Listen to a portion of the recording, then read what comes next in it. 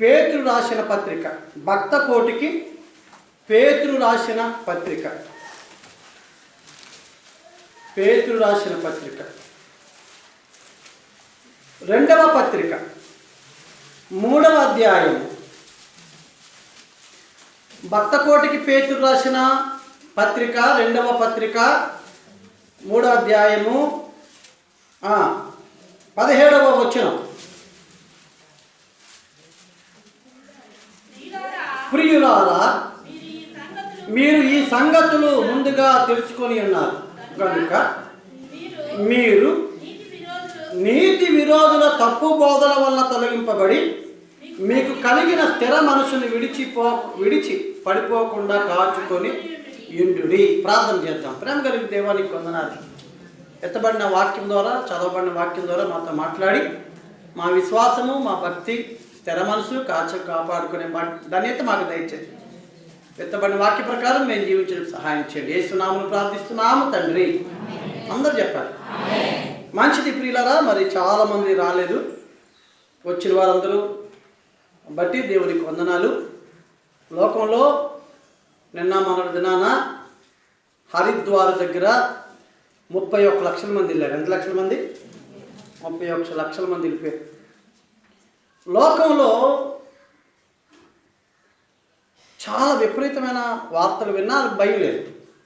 అలాగే మనం మూర్ఖంగా ఉండమని కాదు, మన జాగ్రత్త మనం తీసుకున్నా ప్రభువుకి దేవుడు మనకి ఇచ్చిన అవకాశాన్ని సద్వినియోగం చేసుకోండి. దేవుని స్తోత్ర. 31 లక్షల మంది ఒంటి మీద బట్ట లేకుండా మాస్క్ కిందెట్టుకొని వారు చేసిన పనికి ప్రపంచం నివ్వెరిపోయింది. కొంతమంది కొన్ని దేశాలు ఆశ్చర్యపోయినాయి కూడా. వచ్చిన మీ అందరి బట్టి వందనాలు. ప్రియులారా, వాక్యం నేర్చుకుందాం, వాక్యంలోకి వెళ్దాం. ప్రియమైన దేవుని బిడ్డలారా, ఇక్కడ ఒక సంగతి ఏంటంటే, మీకు ఒక సంగతి తెలుసు. ఆ సంగతి మీకు తెలియకపోతే తప్పు బోధ వలన మీరు పడిపోదురు. కాబట్టి ఆ సంగతి మీకు తెలుసు కాబట్టి తప్పు బోధ మీ దగ్గరికి వస్తే మీరు పడిపోకుండా, మీ విశ్వాసం కోల్పోకుండా కాచుకోండి. స్తోత్ర. పిల్లరా, బోధ అంటే వాక్యం చెప్పడం అని అనుకుంటున్నాను. మీరు వాక్యాలు ఎన్ని రకాలు, బోధలు ఎన్ని రకాలు, అసలు ఏ బోధ ఏ రీతిగా ఉంటుంది అన్నది వీలైతే ముందుకు చెప్తాను. నేను మర్చిపోతే జ్ఞాపకం చేయండి. ఇప్పుడు నా అంశం అది కాదు. ఈ రోజుల్లో ఒక కష్టతరమైన పనిని మనం ముందుకు చేపట్టాం. ఆ పని ఏంటో మనం తెలుసుకొని దాన్ని కాపాడుకోవడానికి మనం ముందుకెళ్దాం. ఇప్పుడు చెప్తాను. పెళ్ళిళ్ళు తల్లిదండ్రులు పెళ్ళిళ్ళు చేస్తారు, కానీ అమ్మాయి అబ్బాయి ఏం చేయాలి? చేసుకోవాలి. వాళ్ళ కాపురాన్ని వారే నిలబెట్టుకోవాలి. తల్లిదండ్రులు ఎప్పుడు కాపురాన్ని నిలబట్టలేదు, బంధువులు వచ్చి ఎప్పుడు నిలబట్టలేదు. తల్లిదండ్రులు ఆస్తిని ఇస్తారు, నోరు కట్టుకొని తినకుండా. కొంతమంది కష్టపడి సంపాదించి, కొంతమంది ఆడతల కొట్టి, ఈడతల కొట్టి, కొంతమంది ఎంతో ప్రయాసపడి. నేను అనుకుంటా రామకృష్ణ గారి తోటలోకి వెళ్ళాం, చాలా లోపలికి వెళ్ళాం. అక్కడ ఒక కుటుంబాన్ని గురించి చెప్తూ ఏంటి, ఆ తాత ఎవరట? ఒక తాత అంట ఆ అడవి 8 ఎకరాలు తుప్పలు నరికి మొక్కలు వేసాడంట. వీళ్ళు ఆ మొక్కను కూడా కాపాడుకోలేకపోతున్నారు. ఎవరో అంతే, ఎవరైనా అంతే కదా. ఆ తాత ఇల్లు ఊరు వదిలేసి అడవిలోకి వెళ్ళిపోయి 8 ఎకరాలు ఏం చేశాడంట? నరికి మొక్కలు వేసాడు. కానీ ఇప్పుడు దాన్ని ఏం చేసుకోలేకపోతున్నారు. మనం మన పిల్లలకి ఆస్తులు ఇవ్వగలం, మనకున్నంతలో, ఎవరి రేంజ్లో వాళ్ళు, ఎవరి స్తోమతలో వాళ్ళు మన పిల్లలకి ఇవ్వగలం. పోనీ ఏది ఇవ్వలేకపోయినా చదివిస్తున్నామా లేదా? ఇవ్వగలం. కానీ ఆ ఆస్తిని కాపాడుకోవాల్సింది బాధ్యత ఎవరిది? పిల్లలదే. దాన్ని నిలబెట్టుకోవాల్సిన బాధ్యత ఎవరిది? పిల్లలదే. మనం ఇచ్చిన అవకాశం, మనం ఇచ్చిన బండి, మనం ఇచ్చిన ఆ ఫెసిలిటీస్ ఉపయోగించుకొని వృద్ధిలోకి రావాల్సిన బాధ్యత వాళ్ళదే. మనం ఇవ్వగలం, కానీ మనం వాళ్ళని కాపాడుకునేటట్టు చేయలేం. అలానే ప్రియులారా, దేవుడు మనకు కొన్ని ఆధిక్యతలు ఇచ్చాడు, కొన్ని అవకాశాలు ఇచ్చాడు. వాటిని కాపాడుకోవాల్సిన బాధ్యత కూడా ఎవరి మీద ఉంది? మన మీద ఉంది. వాటిని కాపాడుకోవాలి. అందుకే అంటున్నాడు, మీరు కాపాడుకొనుడి. అందుకే పౌలు ఏమంటాడు చచ్చిపోయే ముందు తిమోతికి ఉత్తరం రాస్తూ, తిమోతి, నా పదవిని కాపాడుకోలేకపోయాను, సెనెహెడ్రన్ సభలో సభ్యుడి, కానీ అది కూడా ఏం చేశాను? పోగొట్టుకున్నాను.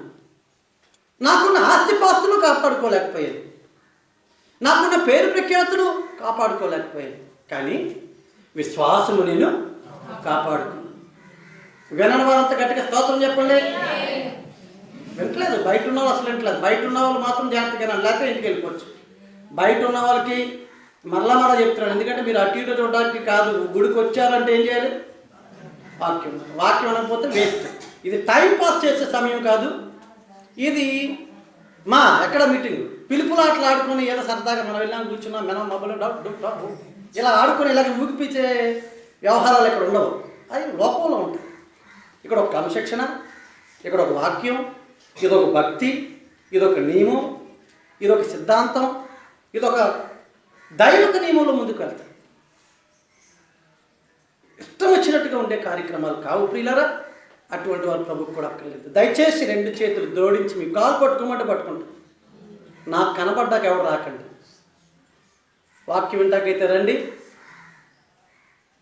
రాకపోతే నేను అలాంటి ఒక రోజు బాధపడినా నేను బాధపడినా పర్లేదు, దేవుడు బాధపడ్డాడు. వాక్యం వినకపోతే దేవుడు బాధపడతాడు. దయచేసి బతిమలాడుతున్నాను, దేవుడు స్తోత్రం చెప్తాను, గట్టిగా స్తోత్రం చెప్తాను. దేవుని ప్రియ బిడ్డలారా, దేవుని ప్రియ సంగమా, కాబట్టి పిల్లలకు మనం ఆస్తి ఇవ్వగలం, పెళ్లి చేయగలం, కానీ కాపురం వాళ్ళు నిలబెట్టుకోవాలి, ఆస్తులు వారు కాపాడుకోవాలి. చదువుకోవడానికి ఫెసిలిటీస్ మనం ఇవ్వగలం, కానీ చదువుకోవాల్సిన బాధ్యత దేవుడు కూడా మనకు అవకాశాలు ఆధిక్యతలు ఇస్తాడు, వాటిని కాపాడుకోవాలి. అందులో దేవుడు మనకి ఇచ్చిన గొప్ప ఆస్తి విశ్వాసం. హల్లెలూయా అని అది చెప్పించుకోకూడదు. ఇట్లా దేవుడు మనకి ఇచ్చిన అవకాశం ఏంటి? ఆస్తి ఏంటి? విశ్వాసం. దేవుని బిడ్డలకు ఇచ్చింది గొప్ప ఆధిక్యత, గొప్ప అవకాశం విశ్వాసం. ఆ విశ్వాసం పని ఇంత అంత కాదు. దాన్ని కాపాడుకోవాల్సిన బాధ్యత మందే, దాన్ని కాచుకోవాల్సిన బాధ్యత కూడా. దానికోసం త్యాగం చేయాలి, దానికోసం లోకాన్ని విడిచిపెట్టుకోవాలి, దానికోసం లోక కోరికలు మానుకోవాలి. వాళ్ళ ఉదయం అనుకుంటే నాకు ఫోన్ వచ్చింది, సార్ పలానా ఆయన మీ కూడా అయ్యాడు సార్ నాయకుడు, మీరు ఒకసారి వెళ్ళి కలవలసి కదా సార్ అంటే నేను ఫోన్లో చెప్పి నాకు అట్ట ఇంట్రెస్ట్ లేదండి. నా పని వేరు, నా విధానం వేరు. ఇంకొక ఆయన నాతో మాట్లాడుతున్నాడు ఈరోజు అనుకోవాలి, సార్ మీరు ఎవరో ఒకటి దొరన గట్టిగా పట్టుకోండి సార్. ఏటే వారు కాదురా బాబు, మా పని వేరురా బాబు, మా దర్శనం వేరు, మా దర్శనం వేరు. మాకు ఒక దేవుడిచ్చిన ఆస్తి ఉంది, దట్ ఈస్ కాల్డ్ ఫెయిత్. చెప్పండి, దేవుడిచ్చిన ఆస్తి ఏంటి? సరిగా కూర్చో. విశ్వాసం. మా యాతన, మా తెప్పలో, మా ప్రయత్నాలన్నీ దేనంటే ఆయన ఇచ్చిన విశ్వాసాన్ని ఏం చేయాలి? పేరు పోయినా పర్వాలేదు, ఆస్తులు పోయినా పర్వాలేదు, బేరవాళ్ళమైనా పర్లేదు, కానీ ఏం కాపాడుకోవాలి? కాపాడుకోలేకపోతే చాలా భయం. అందుకే ఈ రోజుల్లో ఓ సంగతి మీకు చెప్తా. నేను ఇప్పుడు 49 ఏళ్ళు, నాకు ఇంకొక 6 నెలల్లో 50 ఏళ్ళు అడుగు పెడుతున్నాను. చిన్నప్పటి నుంచి కూడా ఇప్పటికీ నా జీవితాన్ని, అంతకుముందు నేను పుట్టకముందు ఏం జరిగిందో నాకు తెలియదు కదా, ఎలా ఉందో నాకు తెలియదు. తాతలు చెప్పారు కానీ అంట, అర్ధన అంట, బ్యాడ్ అంట, అలాంటివి మనకి తెలియదు. కానీ పైసల నుంచి అయితే నాకు తెలుసు, అంతకుముందు నాకు తెలియదు.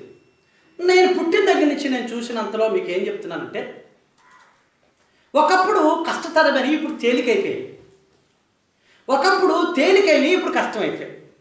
చెప్పండి ఏంటి? నా చిన్నప్పుడు కష్టం అనుకున్న పనులు ఏమైపోయాయి? తేలికైపోయాయి, సులువైపోయాయి. నా చిన్నప్పుడు కష్టం అనుకున్న పనులు సులువైపోయాయి, నా చిన్నప్పుడు సులువైన పనులు కష్టమైపోయాయి. ఏంటి చెప్పనా? పెద్దలు చెప్పిన మాట, అప్పుడు బంగారం తులం రూపాయిరా, తులం 100 రూపాయలు రా. కానీ ఆ 100 సంపాదించడానికి 3 సంవత్సరాలు అయినా ఏం చేయలేకపోయారు వీళ్ళు? 100 రూపాయల తులం కూడా అమ్మేరటండి బంగారం. కానీ ఇప్పుడు 50,000 అమ్ముతున్నా సంపాదించినంత ఈజీగా 50,000 అప్పుడు ఆ 100 సంపాదించడం చాలా కష్టం అయిపోయేది. జీతాలు ఎంతండి? రైల్వేలో జాయిన్ అయిన వాళ్ళకి ఎంతండి కృష్ణమూర్తి గారు? మీ జీతం ఎంత? మొదటి జీతం 1 కోటి రూపాయలా? పైసల్లోనే. చాలామంది గవర్నమెంట్ డ్యూటీలకు వెళ్ళేవారు కాదు, చాలామంది గవర్నమెంట్ డ్యూటీలకు వెళ్ళేవారు కాదు. ఎందుకు? రూపాయి పాలా. నేను మాట వినేవాడిని, మోటుగా ఉంటుంది కానీ ముచ్చాక అనేవారండి. ముప్పావులా తెలుసా? ముప్పావులా అంటే ఎంత? 75 పైసలు. ఇది బాగుంది, వెరైటీ చెప్పు. హల్లెలూయా, స్తోత్ర. చూడండి, నా చిన్నప్పుడు ముసలంలో వచ్చేవారు, ముచ్చాక అనేవారు. ముచ్చాకంటే 75 పైసలు. ఏమండి, ఆ రోజుల్లో ఎకరం పొలం ఒక 100 రూపాయలకి అమ్మేవారు. కానీ ఆ రోజుల్లో ఆ 100 రూపాయలు సంపాదించడానికి ఆలోచన చేయండి ఎంత కష్టపడేవారు.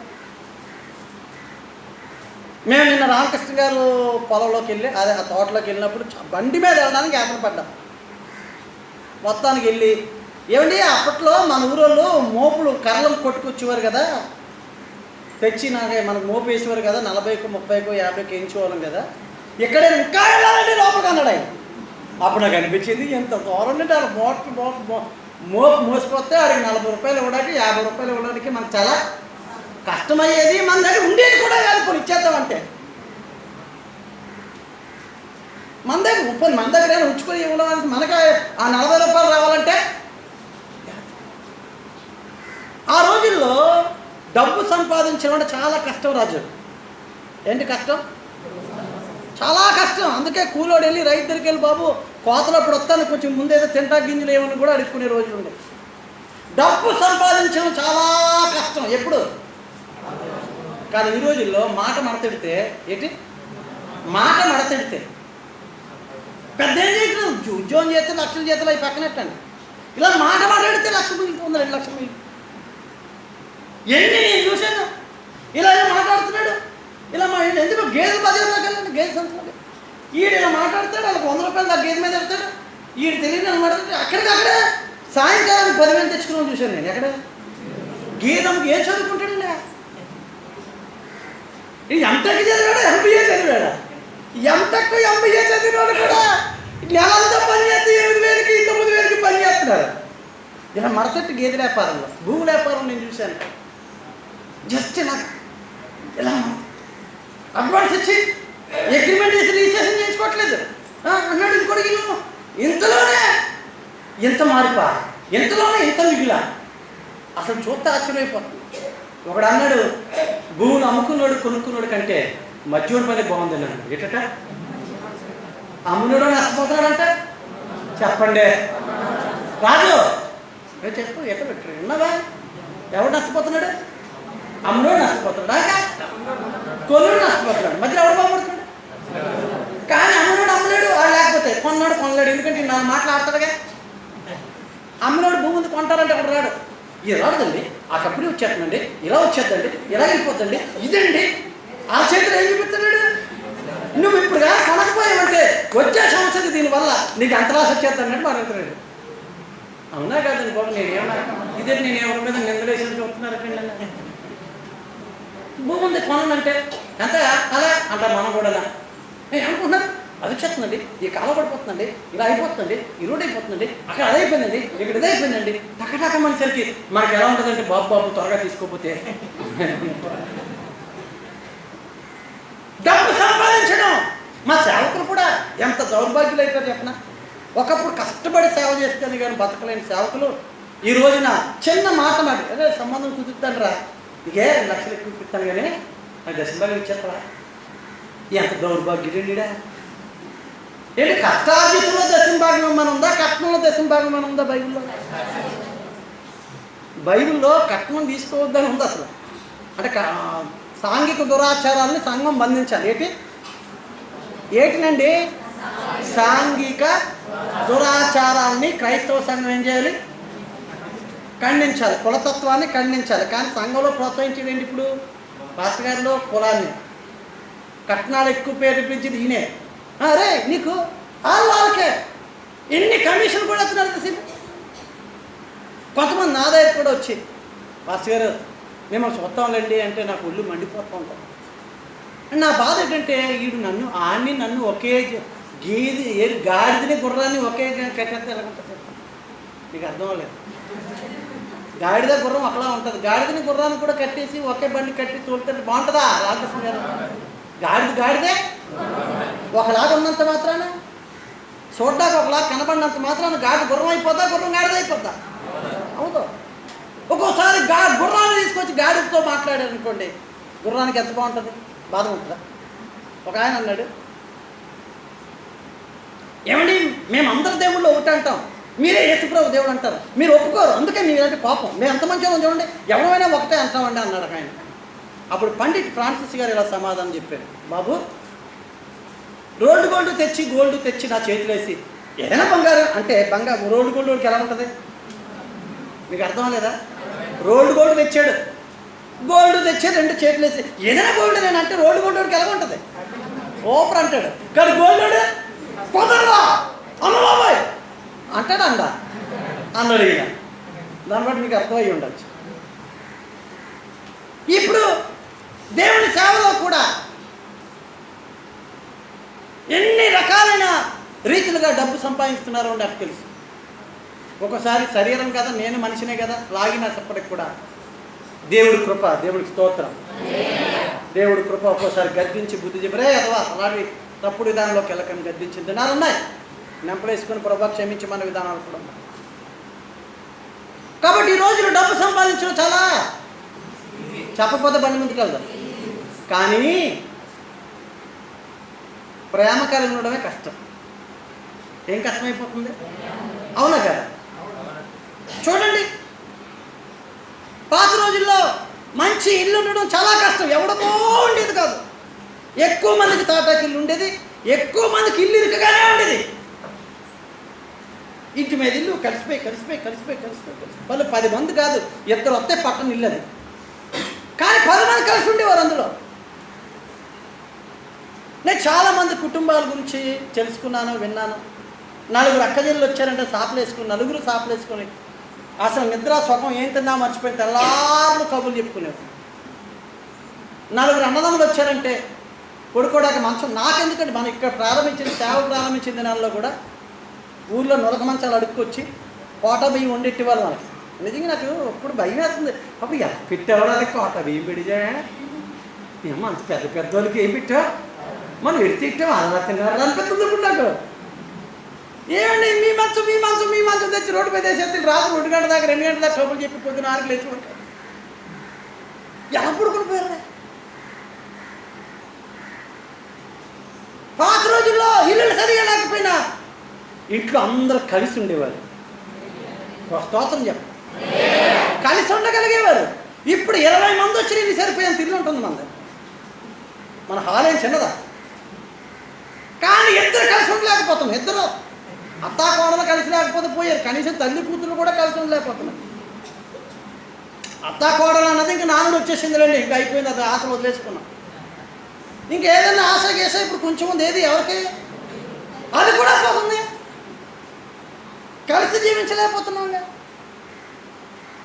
కలిసి అన్నదమ్ములు బతకలేకపోతున్నారుగా. అరే అన్ని పక్కన తమ్ముడు ఇల్లు కట్టుకుంటున్నాడు. నేను చాలామంది రాత్రి కొట్టు దగ్గరికి వెళ్ళి, రాత్రే కాదు నేను చాలామందిని ఎవరు కలిసిన తమ్ముడిని అనేయాల నీ అనేయాల అన్నాడంటే ఏమన్నాడు తెలియదు ఆడేసారు. ఒకళ్ళు అన్నీ అడిగితే తమ్ముడు గురించి ఆడుతున్నాను. అలాగని మేమేమి దానికి అతీతులు కాదు అందరూ. అయితే కొంతవరకు సంతోషం. అంటే ఇప్పుడు కొట్టుకొని తిట్టుకొని నువ్వు చెడ్డ అనుకోవట్లేదు కనీసం. ఏరా బాబు బాగున్నావా అంటే బాగున్నాడు. ఒకప్పుడు అన్నదమ్ములు ఆప్యాయతలు, ఇప్పుడు కలిసి ఉండలేరు. అన్నదమ్ములు కలిసి ఉండలేరు. తల్లి కూతుళ్ళు అంటే చూడండి, ఆ రోజుల్లో కష్టమైంది. ఆ రోజుల్లో తిండి గింజలు చాలా కష్టమయ్యేవా లేదా, ఊరన్నం చాలా. కానీ ఇప్పుడు ఎంతమంది మీకు తెలుసా, ఒక పెళ్ళిలో పెద్ద పెళ్ళిలో మీరు వెళ్ళి చూడండి, డస్ట్బిన్లో ఉన్న భోజనము ఇంకొక అంతమందికి పెట్టచ్చు. చూసుకోండి కాబట్టి ఎన్ని రకాలండి. ఆ రోజు మటన్ పెట్టి, ఆ రోజు చికెన్ పెట్టి, ఆ రోజు ఫిష్ పెట్టి. ఇప్పుడు కొత్త బిర్యానీ వచ్చింది, మిక్స్డ్ బిర్యానీ. ఏ బిర్యానీ? Mutton, chicken, prawns. నిజమండి, మనం చికెన్ వండుకుంటే గొప్ప, మటన్ వండుకోలేకపోయేవాళ్ళం. మటన్ వండుకుంటే ఇంకా గొప్ప, ఏం వండుకోలేకపోయేవాళ్ళం. ఇప్పుడు పెళ్ళిలో చూడండి, మటన్ వండేస్తున్నారు, చికెన్ పెట్టేస్తున్నారు. ఫ్రాన్స్ బిర్యానీ అంట, మటన్ కర్రీ అంట, చికెన్ ఫ్రై అంట, ఎన్ని ఫెసిలిటీస్. కానీ అన్ని ఫెసిలిటీస్ అయిపోయి కానీ తింటం అయిపోయింది ఇప్పుడు. అప్పుడు ఇంత అన్నం దొరికితే వాళ్ళు దట్టలు ఆడికోండి తక్కువ సరే. ఇప్పుడు తినే బండారాలు ఎక్కువ, తినేది తక్కువ, ఇసిరేసేది ఎక్కువ. కాలం మారింది. ప్రియులారా, పాత రోజుల్లో భక్తి చేయడం కష్టం. ఏం చేయడం కష్టం, కానీ విశ్వాసం కాపాడుకోవడం సులువు. కానీ ఇప్పుడు భక్తి చేయడం ఈజీ అయిపోయింది. పతివుడు భక్తుడే, మారు మనసు లేనుడు పెద్ద ఫోన్ కూడా ఎదురండి బాబా. అసలు మారు మనసుకు వచ్చి తెలియదు దానికి.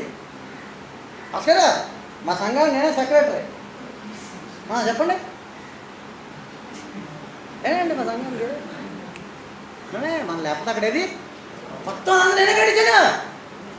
కానీ ఈ సూత్రుని మారు మనసు లేదు, అక్కడే దెబ్బేసేస్తున్నాడు. అక్కడే మారు మనసు చేస్తున్నాడు, అక్కడే మోసం చేసేస్తున్నాడు, నన్నే మోసం చేసేస్తాడు. నన్ను ఒకడు మోసం చేసి మా సంఘాన్ని సెక్రటరీ అన్నాడు అంటాడు.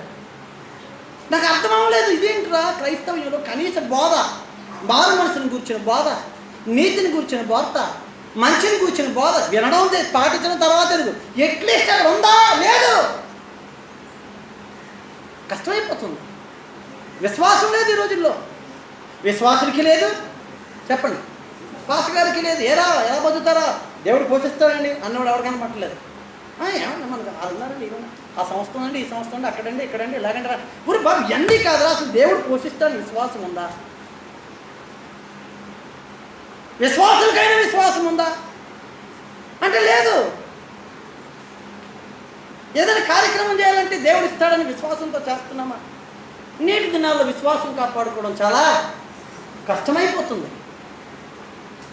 కాబట్టి దేవుని బిడ్డలారా, ఈరోజున్న అంశం ఏంటంటే మనం ఎన్నుకున్న మార్గం విశ్వాసం కాపాడుకోవడం. చెప్పండి, మన మార్గం ఏంటి? మన మార్గం ఏంటి? విశ్వాసం కాపాడుకోవడం. ఎంత కష్టమది. విశ్వాసం కాపాడుకోవడానికి కూడా సినిమా పాటలు అక్కడ ఎదురుగా వినపడుతుంటాయి. రారా డ్యాన్స్ వేద్దామంటారు. ఏమంటే ఇక్కడ సండే స్కూల్కి వచ్చేసరికి డ్యాన్స్ వేసేదంటే ఆ విశ్వాసం కోల్పోతే అప్పుడు ఏం కాపాడుకోలేనట్టు. ఈ డ్యాన్స్ రా, అటు సండే స్కూల్ అంటే సండే స్కూల్లో తప్పు అని చెప్తారు. అక్కడ ఏం అంటాడు, దెబ్బ కొట్టట్టు నీ పేరెట్టి పిలుస్తారు అక్కడ. ఏమన్నా మన సెంటర్లో ఎంతమంది విశ్వాసం ఉండాలి? నేను ఆ రాత్రి వస్తుంటే వెళ్తున్నారు కొంతమంది, వస్తున్నారు కొంతమంది. నేను ప్రార్థనకి వెళ్ళి వచ్చానండి. ఇక్కడికి వస్తే కరోనా, కానీ అక్కడికి వస్తే రాదు. అక్కడ కరోనా అందరూ అక్కడ ముందు, కరోనా అని అనుమానం వచ్చిన అందరూ అక్కడ ఉన్నారు ముందు. అసలు వాల్ పోస్టే లేదు, చిన్న పాంప్లెట్ లేదు. నేను వచ్చేసరికి ఊరంతా జనాలు ఉన్నారు. మనం ఈ ఊరంతా పాంప్లెట్లు పంచినా సరే మనకు 100 మంది, 200 మంది విశ్వాసాలు ప్రార్థనకు రావడం నిజమండి. కరోనా అని అనుమానం వచ్చిన వ్యక్తులు అందరూ ముందు అక్కడ కనబడ్డారు. నేను ఎంక్వైరీ చేసి ఎవరో డైరెక్ట్ కరోనా అన్నారు, మరి వెళ్ళిపోయింది ఎవడా అయితే ఏమండి. దేవుని బిడ్డ కష్టమండి. మనం ఎన్నుకున్న మార్గం సులువైన మార్గం. చెప్పండి, ఇప్పుడు మా అబ్బాయిలు కూడా సేవకు వచ్చేయమంటాను, కానీ భయం ఎత్తగా వచ్చేయమంటున్నా. కానీ మార్గం కష్టం. ఇది వస్తే మనం మామూలుగా రాకూడదు. విశ్వాసంతో కష్టమైనా నష్టమైనా, ఉన్నా ఉండకపోయినా, తిన్నా తినకపోయినా, ఇచ్చినా ఇవ్వకపోయినా, పొగిడినా పొగడకపోయినా పరిచయం చేయండి. వెనకాల భారీ జీతం తెచ్చో, ఒక 5-4 కేజీలు బంగారం ఉండో, ₹1,00,000 ఆదాయం ఉండో, సవాల్కి జవాబుగా ఉండాలన్నది నా ఆశ. అయితే దేవుడు లేకపోతే లోకం మీకు కూడా బతుకులాడుతుంది. అయితే దేవుడు, అయితే రికార్డ్ డాన్స్, లేకపోతే యేసు పాదం. ఇది కష్టమని చెప్తున్నాను, నేను మళ్ళా చెప్తున్నాను. ఇది సులువైన మార్గం అని నేను అనుకోలేదు. ఇది ఎన్నుకున్న మార్గం కష్టమైన మార్గం, కానీ ఇది స్థిరమైన మార్గం. ఇది ఆశీర్వాద మార్గం, నిన్ను మోక్షానికి చేసుకెళ్లే మార్గం. నిన్ను పాడు చేసే మార్గం అయితే కానీ యథావతన అంశం ఏంటి చెప్పిన, ఈరోజు దేవుడిచ్చిన విశ్వాసం మనం కాపాడుకోవాలి. బైబిల్లో ఇద్దరిని మీకు ఈరోజు చూపిస్తున్నాను. వాళ్ళిద్దరికి దేవుడు ఆధిక్యతలు ఇచ్చాడు, అవకాశాలు ఇచ్చాడు. చెప్పండి, ఏమి ఇచ్చాడు? అందరూ చెప్పాలి. ఆధిక్యతలు ఇచ్చాడు, అవకాశం ఇచ్చాడు. కానీ ఇద్దరు పోగొట్టుకున్నారు. వాళ్ళిద్దరిని మీకు పరిచయం చేయాలనుకుంటున్నాను క్లుప్తంగా. స్తోత్రం చెప్పండి. 2 సమూయేలు గ్రంథం, 1 రాజుల గ్రంథం పూర్తి తీయద్దమ్మా. ఇప్పుడు చదివి ఏమన్నా మీరు చదివితే అయోమయం అయిపోద్ది, గందరగోళం అయిపోద్ది. మీకు అంత ఆసక్తి ఉంటే నిజంగా దేవుడి వాక్యం నేర్చుకోవాలనుకుంటే 2 సమూయేలు గ్రంథాన్ని, 1 రాజుల గ్రంథాన్ని వారం రోజుల్లో చదివితే, నేను చెప్పింది అలా చదివితే ఈజీగా అర్థమవుతుంది. లేదంటే అయోమయం అయిపోతే గందరగోళం అయిపోతుంది. ఒకసారి చదివితే అర్థం అవుతుంది. మీకు చాలా తేలిక చేసి చూడండి. చెరుకు రసం నోట్లో చెరుకు పెట్టుకుంటే నమిలితే కానీ ఏం రాదు. అదే మిషన్లో పెడితే చెప్పరేటండి, గ్లాస్తో ఏం చేయొచ్చు. అంత ఈజీగా మీకు 2 క్యారెక్టర్స్ చెప్తాను. ఇక మేము చెరుకు రసంలో పెట్టి పిండేసి రసం ఇచ్చినా తాగలేము పాస్టర్ గారి. ఇక మిమ్మల్ని బాగు చేయడం నా వల్ల కాదు, ఈజీగా చెప్తాను, ఆసక్తి ఉన్నోడు చదువుకోండి. దేవునికి స్తోత్రం చెప్తాను. ఎందుకని అంశం ఏంటి మీకు అర్థమైందా? ఒకప్పుడు తేలికైన పని ఇప్పుడు కష్టమైంది. ఒకప్పుడు కష్టమైన పని, ఒకప్పుడు డబ్బు సంపాదించడం కష్టం, ఇప్పుడు ఈజీ. కానీ అప్పుడు కలిసంలో సులువు, ఇప్పుడు కలిసంలో కష్టం. అప్పుడు అనండి ప్రేమ కలిగి ఉండడం ఈజీ, ఇప్పుడు ప్రేమ కలిగి ఉండడం కష్టం. అప్పుడు భక్తి చేయడం కష్టం, విశ్వాసం కాపాడుకోవడం సులువు. ఇప్పుడు భక్తి చేయడం ఈజీ, ప్రతివాడు భక్తుడే, మారు మనసు ఉన్నవాడు భక్తుడే, మారు మనసు లేనివాడు భక్తుడే. పాస్టర్ గారికి లేదు, వీడికి లేదు, అందరికీ లేదు భక్తి. అందరూ భక్తులే, అందరూ భక్తులే, అందరూ నీ మాంసాహారులు కాదు, నీ తినలేని వాళ్ళే, కాకపోతే అక్కడే ఏమి ఉండలేదు. అలాగూ అందరూ భక్తి పరులే, కాకపోతే ఎవరిలో ఏం కాపాడుకోలేకపోతున్నాం? దేవుడిచ్చిన ఆధిక్యత మనకేంటి? విశ్వాసం. చెప్పండి, దేవుడిచ్చిన మనకి ఏంటి? చెప్పాలందరూ కూడా. దేవుడిచ్చిన ఆధిక్యత ఏంటి? విశ్వాసం. దేవుడిచ్చిన ఆస్తి ఏంటి? విశ్వాసం. చెప్పండి, ఆస్తి, ఆధిక్యత, విశ్వాసం మనకి. ఎందుకంటే విశ్వాసము చేసే పనులు ఎన్నని కాదు. ఈ కొండ నా సముద్రం పడమంటే పడిపోద్ది, అంత ఎంత విశ్వాసం బాగా చూసుకోండి. అయితే ప్రియమైన దేవుని బిడ్డలు, దేవుడిచ్చిన అవకాశాలు, ఆధిక్యతలు ఇద్దరు గురించి మీకు చెప్తున్నాను. వాళ్ళని ఎక్కువగా చెప్పలేదు నేను మీకు ఇంతకుముందు, జ్ఞాపకం చేస్తున్నాను, వినండి. 10 పేర్లు చెప్పేస్తున్నాను, టూకుగా నేరుగా వెళ్ళిపోతున్నాను. ఒకడు అబ్నేరు, అందరూ చెప్పాలి, ఎవరిని అడుగుతానో తెలీదు. ఒకటి పేరేంటి? అవును లేపకండి, అవును మాత్రం లేపకండి, రాత్రి నిద్ర ఉండవు. అబ్నేరు. రెండో వ్యక్తి పేరు ఏం పేరు? యోవాబు. చెప్పండి, రెండో వ్యక్తి ఎవరు? యోవాబు. మొదటోడు అబ్నేరు, రెండో వ్యక్తి యోవాబు.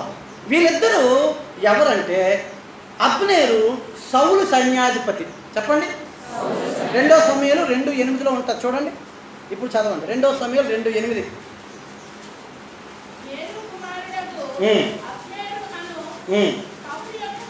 అదిగో చాలండి. అబ్నేరు ఎవరు? నన్ను చూడండి రాజు, ఎవరు ఎంతమంది గురించి చెప్పుకుంటున్నాం ఈరోజు? ఎంతమంది గురించి అన్నాను ప్రశ్న?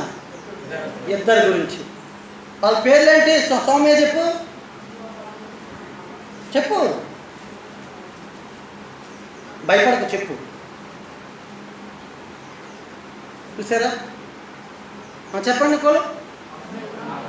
అబ్నేరు, యోవాబు. అంతా చెప్పండి నోటితో ఒకసారి మళ్ళా. అబ్నేరు, యోవాబు. అబ్నేరు ఎవరంటే సౌలు సైన్యాధిపతి. ఎవరు సైన్యాధిపతి? యోవాబు ఎవరంటే దావీదు సైన్యాధిపతి. చెప్పండి, 2వ రాజులు 8:16 చూడండి. 2వ రాజులు 8:16. ఇంతసేపు కాదు.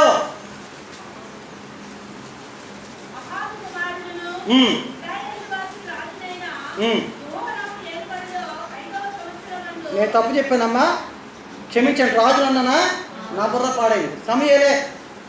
2వ సమూయేలు 8:16. 2వ సమూయేలు 8:16.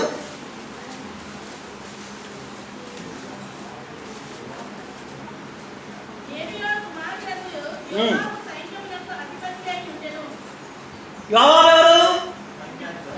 ఎవరికి? 15వ వచనంలో ఉంటుంది, దావీదుకి. ఓకే, నన్ను చూడండి, స్తోత్రం చెప్పండి, గట్టిగా చెప్పండి. ఇంతవరకు అర్థమైందా పునాది? ఒకప్పుడు కష్టమైంది, ఇప్పుడు సులువైంది. ఒకప్పుడు సులువైంది, ఇప్పుడు కష్టమైంది. ఇప్పుడు కష్టమైన పని ఏంటి? వాక్యంలోకి వచ్చింది, విశ్వాసము కాపాడుకోవడం. ఇప్పుడు మనం ఏ పనిలో ఉన్నాం? కాబట్టి ఇప్పుడు ఏ పని చేస్తున్నట్టు మనం సులువైన పని, కష్టమైన పని. అంచేత కొంచెం జాగ్రత్తగా. వాక్యం వినడం కష్టమా, పడుకోవడం కష్టమా? మళ్ళీ ఇంటికెళ్ళి మంచం వేసి పడుకోండి, వస్తుందేమో నిద్ర. పన్ను రాదని ఇంటికెళ్ళి డబ్బు కట్టి తండ్రి నిద్ర రాదు. మరి ఇక్కడ ఏమవుతుంది అంటే వాక్యం వినడం చాలా కష్టం, నిద్రపోవడం చాలా. ఎక్కడ? ఇంటి దగ్గర నిద్రపోవడం చాలా కష్టం. ఓకే, దేవుని బిడ్డలారా, విశ్వాసం కాపాడుకుని కష్టపడిలో ఉన్నాం మనం. అందుకోసమే పాస్టర్ గారు ఉన్నది. నా పని ఏంటంటే సరదాగా నన్ను మాటలు చెప్పేసి, స్తోత్రం హల్లెలూయా అని చెప్పేసి, అమ్మ నువ్వు ఇంతెత్తావు, నువ్వు అంతెత్తావు, నీ పని నువ్వు మహానుభావుడు మహానంతా అని చదివేసి, మంత్రం చదివినట్టు మీ పేరు చదివేసి, మిమ్మల్ని పొగిడేసి బతుకు కాదు. ఆ బతుకు. నా ఆశ ఏంటంటే మీలో విశ్వాసం పెంచాలని. మీ ఆస్తులు పెంచడం నా వల్ల అవగారు. యజమాని నమ్ముకున్నా మాకేం కలిసి రాలేదంటే కలిసి వస్తుందని నేను కూడా చెప్పట్లేదు కదా. ఎవడైనా పాస్ చెప్పాడేమో కానీ నేను మాత్రం చెప్పలేదు. ఒరే ఉన్నపాటున కోటీశ్వర్లు అయిపోతారు, ఆకాశం నుంచి కట్ట దిగిపోద్ది, వెంటనే 3 తులాల బంగారం కొనేసి 3 కేజీల బంగారం కొనేసుకుంటారు అని నేను చెప్పట్లేదు. నేను ఏవైనా చేయగలిగితే మీలో నా వాక్య దేవుడు నన్ను దగ్గర పొందుకొని మీ విశ్వాసాన్ని దేవుడిలో పెంచగలను. స్తోత్రం చెప్పండి. అంతకు మించి నేనేం చేయగలను? నేనేం చేయగలను? ఏం చేయగలను? విశ్వాసాన్ని పెంపొందించే ప్రయత్నం చేస్తున్నాను. అన్నిసార్లు క్లిక్ అవ్వట్లేదు, చాలాసార్లు ఫెయిల్ అయిపోతున్నాను. క్లిక్ అయ్యింది తక్కువ, ఫెయిల్ అయిపోయింది.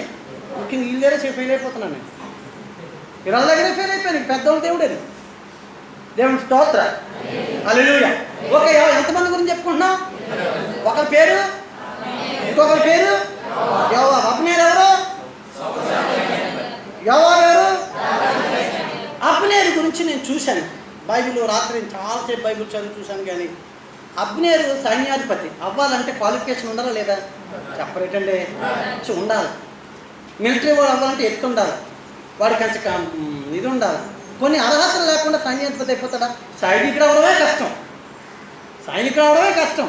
ఏమైపోయాడు ఏకంగా సైన్యాధిపతి అంటే ఎంత గొప్పతనం చెప్పరా? రాజుగారి దగ్గరికి ఎవడు వెళ్ళాలన్నా పర్మిషన్ తీసుకుని వెళ్ళాలి. రాజుగారి దగ్గరికి వెళ్ళాలంటే అందరూ చెప్పాలి, అందరూ మాట్లాడాలి, పర్మిషన్ తీసుకోవాలి. చివరికి రాణి గారు వెళ్ళాలన్నా సరే ఏం తీసుకోవాలి? పర్మిషన్ తీసుకోవాలి. కానీ సైన్యాధిపతి డైరెక్ట్గా వెళ్ళచ్చు. కానీ సైన్యాధిపతి ఎప్పుడొచ్చినా రాజుగారండి నమస్కారం అనాలి. కానీ సైన్యాధిపతి వస్తే రాజుగారు నమస్కారం సార్ అంటాడు. చిన్న పనా పెద్ద పని అది? ఆధిక్యత కాదా? చెప్పరేటండి బాబు, మాట్లాడాలి. నేను నేర్చుకుంటున్నాను. దేవుడు బిడ్డలారా, అలాంటి పరిస్థితుల్లో అయ్యా వీళ్ళిద్దరికి అంత ఆధిక్యత వచ్చింది. అలాగని వీళ్ళకేం అర్హత ఉందా అంటే ఏమీ లేదు. వీళ్ళు తాత మిలిటరీ వాడు కాదు, వీడు ఎప్పుడు మిలిటరీ ట్రైనింగ్ తీసుకోలేదు, అంత ఎత్తు ఉన్నట్టు లేదు, అంత సలహత ఉన్నట్టు లేదు, అన్ని టాలెంట్ ఉన్నట్టు లేదు, ఏమీ లేదు. వీళ్ళు అయిపోయారు. స్తోత్రం చెప్పండి. That is called grace or కృప. దాన్నే కృప అంటారు. ఏమంటారు? కృప. నీ కృప చాలు నువ్వు అంటాం కదా, కృప కృప అని పాడతాను. కృప అంటే ఏంటో చెప్పనా? నువ్వు ఎందుకు పనికిరావో అందుకు పనికి వచ్చినట్టు చేసేదాన్ని ఏమంటారు? కృప అంటారు. నీ వల్ల ఏది కాదో అది నీతో చేయించిందాన్నే కృప అంటారు. సత్యమని కాదు, మళ్ళా సత్యమైతే యోగ్యుడికే ఇవ్వాలా, అయోగ్యుడికి ఇవ్వకూడదు. కృప ఏం చెప్తుందంటే అయోగ్యులు కూడా. కానీ రెండు కలవు. కానీ యేసు ప్రభు కలువరి శిలువలో కృపని సత్యమును ఏం చేశాడు? కలిపాడు. అది ఆయన గొప్పతనం. హల్లెలూయా. రెండు పట్టాల కలపడం గొప్ప. దేవుడు కలిపాడు. దేవుని ప్రియ బిడ్డలారా, ఈ మధ్యాహ్నకాల సమయంలో అబ్నేరు గురించి మీకు చెప్తున్నాను.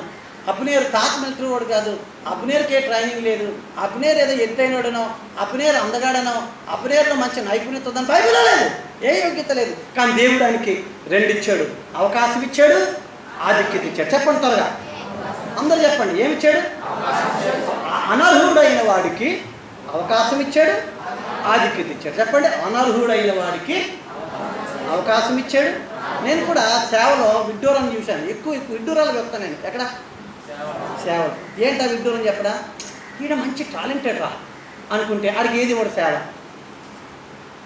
ఇది ఏం చేస్తాడంటే ఆడికి సేవ ఇస్తాడు దేవుడు. నాకు తెలిసి బాగా ఇంగ్లీష్ మాట్లాడినాడు దొరలు తీసుకురాలేడు. ఇంగ్లీషు గుడ్ ఫార్ లాంగ్వేజ్ మాట్లాడినాడు దొరలు తీసుకొస్తుంటాడు. నేను చాలామంది సేవలో చూశాను, చాలామందిలో చూశాను. వీళ్ళు ఏముందిరా ఇంత సేవ ఇచ్చాడు దేవుడు వీళ్ళకి. వీళ్ళు ఏమీ లేదు కదంటే ఏమీ లేనివాడికి ఇవ్వడమే కృప. చెప్పండి, ఏమీ లేనివాడికి ఇవ్వడమే. అన్నీ ఉన్నవాడికి ఎవడని ఇస్తాడు, ఏమీ లేనివాడికి ఇచ్చేవాడు మన దేవుడు. దేవుని బిడ్డలారా, కాబట్టి అబ్నేరే యోగ్యుడు కాదు. చెప్పండి, అయోగ్యుడు. అందరనండి, అయోగ్యుడికి 2 ఇచ్చాడు. ఏంటి? అవసరం, అవకాశం, ఆధిక్యత. ఇన్ డిగ్రీ ఏంటి? అయోగ్యుడు. చెప్పండి, 3 ఆలు. ఇన్ డిగ్రీ ఏంటి? అయోగ్యుడు. దేవుడిచ్చిన మొదట ఏంటి? అవకాశం. రెండో ఏంటి? ఆధిక్యత. యోవాబు అంతే. యోవాబు గురించి కూడా చూశాను. వాళ్ళ తాతలు ఏమైనా మిలిటరీకి వెళ్ళారా, వాళ్ళు ఏమైనా గొప్పతనం ఉందంటే, యోవాబు తమ్ముడికి ఆసాయేలుకి టాలెంట్ ఉంది, కానీ యోవాబుకి ఏమి ఉన్నట్టు రాయలేదు బైబిల్లో. ఈయన కూడా ఇదే చెప్పండి, ఇంకా టైం అవుతుంది. అయోగ్యుడే. చెప్పండి, దేనికి? దేనికై? సైన్యాధిపతి అవడానికి అయోగ్యుడు.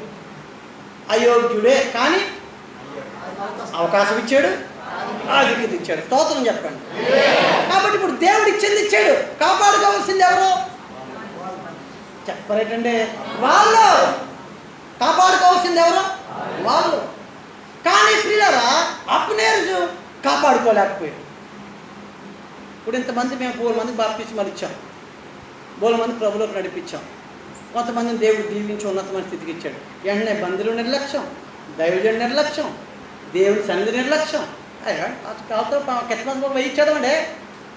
నిన్న ఆడోడు కూడా దిక్కుమాలోడికి వెయ్యి కక్కుర్తి పన్నాడు, బెదరా కెస్మంది చేస్తున్నాను అడిగి తీసుకో. కానీ పిల్లరా, దేవుని సన్నిధి నిర్లక్ష్యం, దేవుని పరిచర్య నిర్లక్ష్యం, ఒకప్పుడున్న సమర్పణ, ఒకప్పుడున్న త్యాగం, ఒకప్పుడున్న భారం, ఒకప్పుడున్నటువంటి తగ్గింపు జీవితం ఈరోజు దేవుడు ఇస్తే లేదు. చాలా మందికి లేనప్పుడు ఎంతగా మారిపోతారా మనుషులు అనిపిస్తుంది. మనం మారిపోవడానికి అవకాశాలు ఇస్తాడా? మనం మారిపోవడానికి ఆధిక్యత ఇస్తాడా? మనం మారిపోవడానికి దేవుడు మనం హెచ్చిస్తాడా? అందుకే దేవుడు హెచ్చించింది మన ద్వారా కొంత పని దేవుడు చేయించుకోవడానికి. అబ్నేరు అనర్హుడు, కానీ ఏమిచ్చాడు దేవుడు? అవకాశం ఇచ్చాడు. ఏంటి అవకాశం? రాజుని, ఇశ్రాయేలును కాపాడే అవకాశం. ఎవరిని కాపాడడం? రాజుని కాపాడి ప్రజల్ని కాపాడే అవకాశం ఇచ్చాడు. ఆధిక్యత ఏంటి? సైన్యాధిపతి అండి. సైన్యాధిపతి వెళ్తుంటే ఎలా ఉంటుంది చెప్పరేటండి? సైన్యాధిపతి వెళ్తుంటే ఊర్లో వాళ్ళందరూ నమస్కారం పెడతారు. సైన్యాధిపతి వెళ్తుంటే ఏం చేస్తారు? నమస్కారం పెడతారు. మనకు అవకాశం ఇస్తాడు. ఊరికి ప్రెసిడెంట్ చేశాడు. ఎందుకు చేశాడు? తాగేసి అక్కడ పడుకోమనా, అలవాట్లు చేసుకోమనా, గొప్పలు చెప్పుకోమనా. అది లోకస్తుడు చేసే పని. మనకు దేవుడు ఎందుకు ఇచ్చాడంటే ప్రెసిడెంట్ పదవి ఆ ప్రజలకు ఏం చేయడానికి? సేవ చేయడం. ఇప్పుడు నాకు అవకాశం ఇచ్చాడు, ఇక్కడ నిలబడి వాక్యం చెప్పే అవకాశం. ఇది ధన్యత. ఇది మామూలు విషయం కాదండి. ఇది మామూలు విషయం కాదు. నన్ను చూసి చాలామంది అరే నువ్వు ధన్యుడు అంటారు. నా ఫ్రెండ్స్ చాలామంది ఇంజనీర్లు ఉన్నారు, ఆఫీసర్స్ చాలా పెద్ద పెద్ద ఉన్నారు. మాకంటే నువ్వే ధన్యుడు అని ఏమంటారు?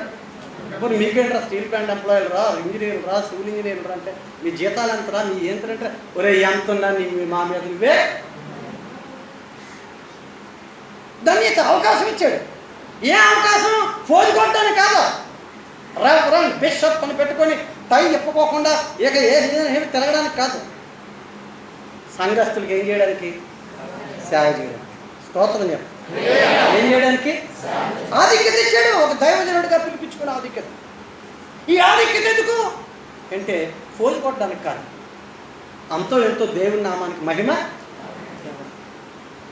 అబ్నేరుకి దేవుడు అయోగ్యుడైన అబ్నేరుకి అవకాశం ఇచ్చాడు. కానీ ప్రియులారా, అబ్నేరు చేసినటువంటి పనులు ఏంటంటే కొన్ని దేవుని చిత్తానికి విరోధమైన పనులు చేశాడు. కొంచెం 5 నిమిషాలు లేట్ అయినా పర్లేదా? ముగించేద్దాం అన్న వాళ్ళందరూ గట్టిగా స్తోత్రం చెప్పండి. ఆసక్తి లేదా చెప్పను. లేదు పాస్టర్ గారు వీళ్ళిద్దరు సంగతి ఈరోజు మేము తెలుసుకొని వెళ్తామండి. తాడో పేడో ఈ రోజుకి ఈ చరిత్ర మనం మన సీరియల్ వద్దండి. సీరియల్ అంటే ఇప్పుడు తర్వాయి భాగం వచ్చేయాలి అన్నవాళ్ళు స్తోత్రం చెప్పండి. లేదండి సినిమా చాలండి మాకు, ఈ గెలిపో ఓటమో ఈ రోజుతో ఈ షోతో ముగించేయండి అన్నవాళ్ళు గట్టిగా స్తోత్రం చెప్పండి. బాబాయ్ ఇటు చెప్పలేదు. లేచి నిలబడండి ఒకసారి.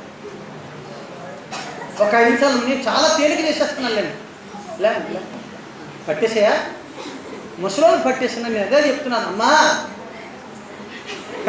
స్తోత్రం చెప్పండి. కూర్చోండి.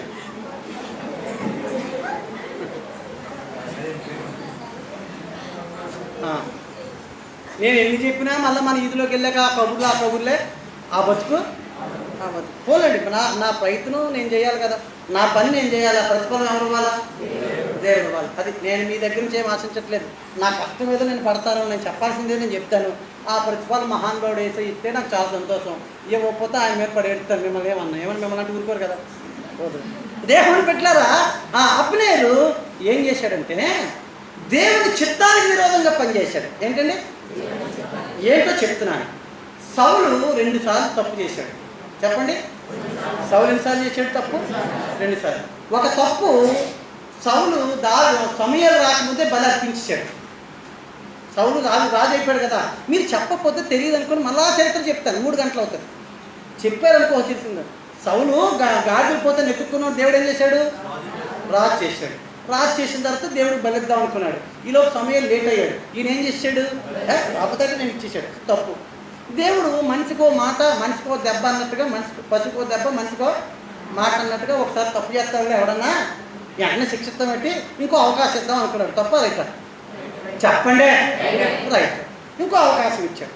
ఇంకో అవకాశం ఏంటంటే ఒకసారి పరిస్థితి లేకపోతే ఇంకోసారి అవకాశం ఇచ్చినట్టు ఇంకో అవకాశం ఏమి ఇచ్చాడంటే, ఒక బాబు నువ్వు అమాలేకులు అందరినీ చంపిరారా బాబు అన్నాడు. అప్పుడు చంపిరారంటే అందరినీ చంపరారంటే కొందరిని చంపాడు. అక్కడ తప్పు చేశాడు. దేవుడు ఫైనల్ అయిపోయింది. ఇక నీకు 2 అవకాశాలు ఇచ్చినా నువ్వు కాపాడుకోలేవు, నీ రాజ్యం ఉండదు, నాకు ఇష్టమైన వ్యక్తిని, నా చిత్తానుసారమైన వ్యక్తిని నేను ఏం చేశాను? రాజుగా ఎన్నుకున్నాను అని చెప్పేశాడు. అంటే ఇప్పుడు సౌలు రాజ్యం ఉండదు, దేవుడు చెప్పేశాడు. ఇక దానికోసం ప్రయత్నం చేయకూడదు. అప్పుడే ఎందుకు చేయకూడదు? దేవుడు చెప్పేశాడు. ఇప్పుడు డాక్టర్ గారు చెప్పేశారు ఇక్కడ బతకడం అయిపోయింది, ఇక అనవసరం డబ్బులు వేస్తూ అన్నాక కూడా డబ్బులు పాడు చేసుకుంటే డాక్టర్ ఏం చేస్తాడు? చెప్పలేటండి. ఇలా చెప్పాడు, అయిపోయిందమ్మా, అంతా అయిపోయింది, ఇంకో క్షణంలో 2 గంటలు, గంట 2లో పోద్ది, అనవసరంగా ఇప్పుడు మీరు 1 లక్ష కట్టేసి ఇంకో 4 లక్షలు కట్టేసిన మేమేం చేయలేము. లేదు 10 లక్షలు కడతామంటే కట్టించుకుంటాడు. ఏం పని నాకు పోదేం పని? సేవలు అలా పెట్టి ఆర్టీజీని పెట్టి అలా 2 గంటల్లో రావాల్సిన 2 లక్షలు 3 లక్షలు కూడా తప్పదు కాదు. తప్పవడదే మంది, చెప్పకపోతే తప్పవడదే. దేవుడు చెప్పేశాడు సౌలు రాజ్యం నిలబడదని. అయిపోయింది. అయితే సౌలు చచ్చిపోయాడు. కానీ సౌలు ప్రయత్నం చేశాడండి. ఏదో రీతిగా దావీదుని చంపేద్దాం, దావీదుని చంపేస్తే నాకు అడ్డుపోద్ది, నాకు తర్వాత నా కొడుకు రాజు అయిపోతాడు అనుకుంటే సౌలు చచ్చిపోయాడు, సౌలు కొడుకులు కూడా చచ్చిపోయాడు. చచ్చిపోయిన తర్వాత రాజుని ఎవరు నియమించాలంటే సైన్యాధిపతి నియమించాలి. ఇప్పుడు ఎవరు నియమించాలి? అబ్నేరు. చెప్పండి. దావీదు చెప్పేశాడు కదా దేవుడు, కానీ చేయలేదు. ఎందుకు చేయలేదంటే దావీదు దగ్గర అబ్నేరు పప్పులు ఉడకవు. ఈ వేసే ఆశలు అక్కడ కుదరవు. ఇప్పుడు కొన్నిసార్లు మన దగ్గర కొంతమంది రారు. ఎందుకు రారు? ఆడ ఇష్టం వచ్చినట్టు మాట్లాడితే ఊరుకోం, ఆడ ఇష్టం వచ్చినట్టు తలదూకుంటే ఊరుకోం, ఆడ ఇష్టం వచ్చిన ఆశలు వేస్తానంటే ఇక్కడ ఇంకెక్కడైనా కుదురుతుంది. అక్కడికి ఎవరు తిరిగి ఉండదు. పిల్లల పైన వెళ్తారు, కబరాట పైన పెడతారు. ఇక్కడ రావడం కష్టం. ఎందుకు అయిపోతుంది? ఇక్కడ వస్తే కొంచెం భయం బట్టి ఉంటుంది. ఏముంటుంది ఇక్కడ? చెప్పండి. ఇక్కడ భయము అని మా భయం బట్టి లేని దగ్గరికి ఎవడని వెళ్తాడు. తాకాడ దగ్గరికి ఎవడని పిలుస్తాడు రమ్మని. మనం వెళ్ళి అలాగా వాళ్ళు కూర్చొని ఆడుతుంటే మనం నిలబడి కళ్ళు కాచుకున్నట్టు, కాయలు కాచుకున్నట్టు వస్తుంది. అక్కడ మళ్ళీ ఇవన్నీ కైని వాసన వచ్చేస్తుంటే అయిపోతుంది. అరే అంతే మనిషి. అక్కడ ఏదైనా మాట్లాడుకోవచ్చు, ఎలాగైనా మాట్లాడుకోవచ్చు. దేవుడు ఇట్లాగా అబ్నేరు ఏం చేశాడంటే దావీదు పక్షంగా దావీదు యుద్ధం చేయకుండా, దావీదుని రాజు చేయకుండా సౌలు బంధువుల్లో రాజు చేశాడు. 2వ సమూయేలు గ్రంథం 1-2 అధ్యాయాలు అంతా తీయదులండి. నేను చాలా ముగించే ప్రయత్నం చేస్తున్నాను. అందుకోసం చేసేసి దావీదు సౌలు చచ్చిపోయాడు. దావీదు కబురు వచ్చింది. దావీదు అంటే దేవుడిని అడిగాడు, దేవా మాది సౌలు చచ్చిపోయాడు, నన్ను ఏం చేయమంటావని. అప్పుడు అన్నాడు దావీదుతో దేవుడు అని, నువ్వు వెళ్ళు హెబ్రోన్కి వెళ్ళి అక్కడ పరిపాలన మొదలెట్టి అన్నాడు. ఇప్పుడు దావీదు హెబ్రోన్కి వచ్చాడు దేవుడు మాట పట్టుకొని. సౌలు అబ్నేరు ఏం చేస్తున్నాడు? చదివించిన తీయండి పోయి. ఏ తెల్ల మొక్కలు తీసారు ఇక్కడ బాబు. 2వ సమూయేలు తీయండి. చదవమంటే తీయట్లేదు యవనస్తులు. 2వ సమూయేలు 2వ అధ్యాయం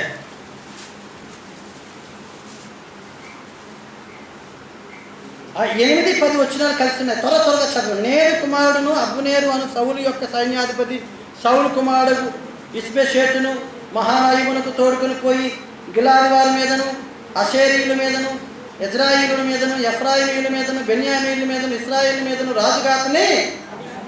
అంటే ఇప్పుడు ఇంకొకరిని తీసుకొచ్చి రాజుగా చేశాడు. ఎవరో చెప్పండి.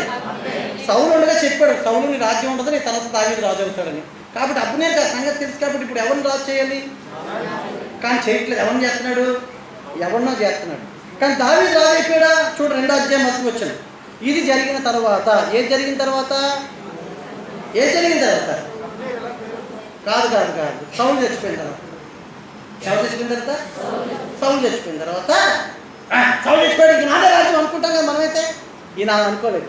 అప్పుడు అడుగుతున్నాడు దేవుడు, యోధా పట్టణంలోనికి నేను పోదునా అని దావీదు ఎవరిని అడిగాడు? యెహోవా యొద్ద.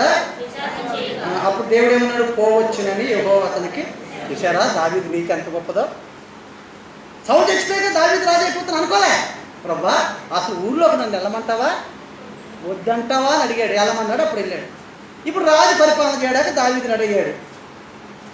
అప్పుడు నేను ఏం చేయాలి చెప్పండి? దావీదుకి అప్పచెప్పాలి. కానీ దేవుడి మాటకు లోబడకుండా దావీదు ఏంటి, మన దగ్గర బలం ఉంది, మన దగ్గర సైన్యం ఉంది, దావీదుని చంపేద్దాం అని సొంతంగా వెళ్ళాడు. కానీ పని చెప్పండి ఏమవ్వలేదు.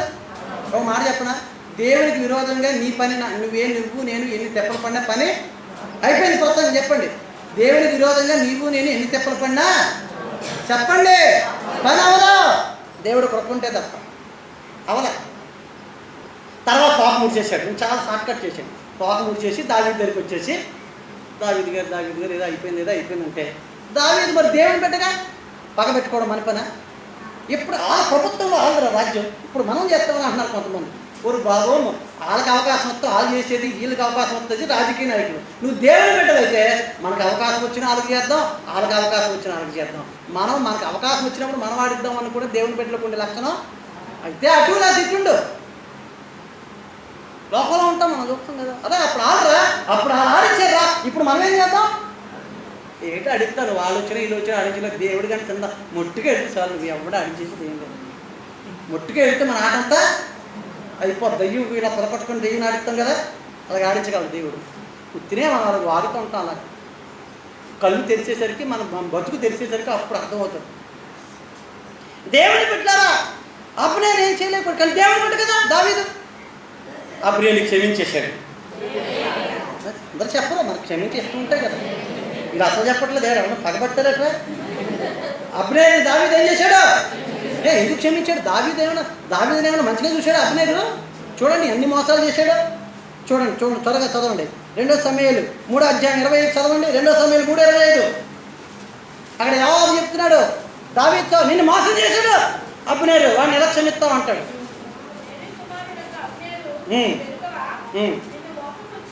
అదిగో చాలండి అమ్మా. ఏం చేశాడంట అబ్నేరు? ఎవరిని మోసం చేశాడు? ఇప్పుడు దావీదు క్షమిస్తాడా? క్షమించాలి. ఎవరు ఏ బిడ్డ అయితే నువ్వు విశ్వాసం అయితే క్షమిస్తావు, నువ్వు అవిశ్వాసం అయితే నాకు ఎప్పుడు అవకాశం ఉంటుందా చూద్దామా అని చూస్తావు. దెబ్బకు కొట్టేవాడు లోకస్తుడు, దెబ్బకు క్షమాపణ ఇచ్చేవాడు విశ్వాసి. స్తోత్రం చెప్పండి. అబ్నేరు లోకస్తుడు, దావీదు దేవుని బిడ్డ. అయిపోయిందా అనేసరికి క్షమించేశాడు. ఎవరిని?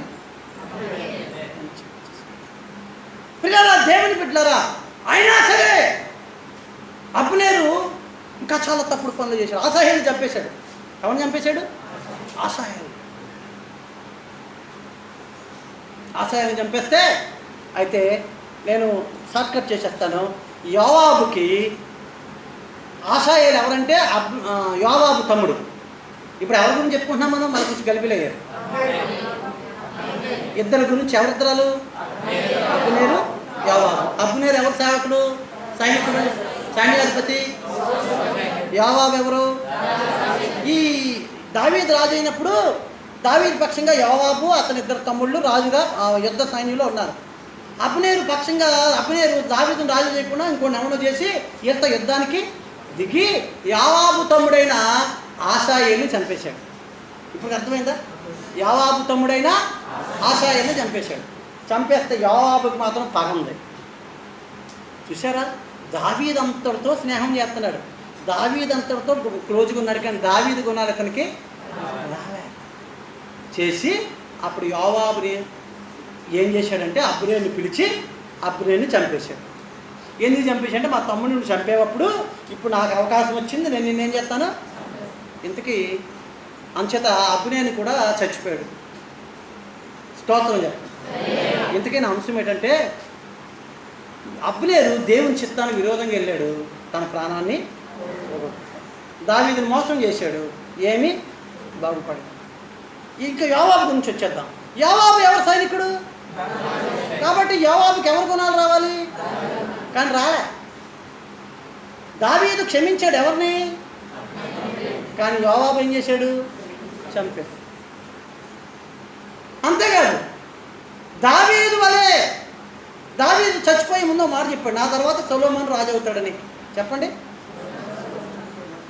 అవుతాడని. కాబట్టి ఇప్పుడు దావీదు చచ్చిపోయినప్పుడు ఎవరు చచ్చిపోయే వయసు వచ్చింది, ఎవరు రాజు చేయాలి? చేయలేదు. ఎందుకంటే యోవాబు మళ్ళీ సొలొమోను ఎందుకు రాజుగా చేయలేదంటే, అక్కడ ఈయన పప్పులు కూడా ఆ అదోనియా పక్షం పక్షంగా వెళ్ళిపోయాడు. మొదటి రాజులు మొదటి 2 అధ్యాయాలు ఉంటుంది, తీయద్దు. మొదటి రాజులు మొదటి 2 అధ్యాయాలు ఉంటుంది. ఎవరి పక్షంగా వెళ్ళిపోయాడు? అక్కడ దేవుడి చిత్తానికి విరోధంగా చేశాడు. అంతేకాదు, ఇంకోటి చెప్తున్నాను త్వరగా, ఇదొక్కటే అని చాలా చెప్పాలి ఆయన చరిత్ర, క్లుప్తంగా చెప్తున్నాను. ఇంకోటి ఏంటి చెప్పనా, ఒకసారి అబ్షాలోము దావీదు మీద తిరుగుబాటు చేశాడు కదా, చేశాడు. అప్పుడు దావీదు అన్నాడు యోవాబుని పిలిచి, యోవాబు నా సైనికుడు, నువ్వు సైన్యాధిపతివి, నీకు దండం. తిరుగుబాటు చేసినోడు ఆడెవడో బయటోడు కాదు, ఎవడో చెప్పాలే, నా కొడుకు. నువ్వు గొప్పకు వెళ్ళిపోయాను చంపేశావంటే మళ్ళీ ఏడాల్సింది ఎవరు? నేనే. నీకు పుణ్యం ఉంటుందిరా బాబు, నువ్వు వాడి చంపకరాని బతిమాడుకున్నాడు. ఎవరు? దావీదు.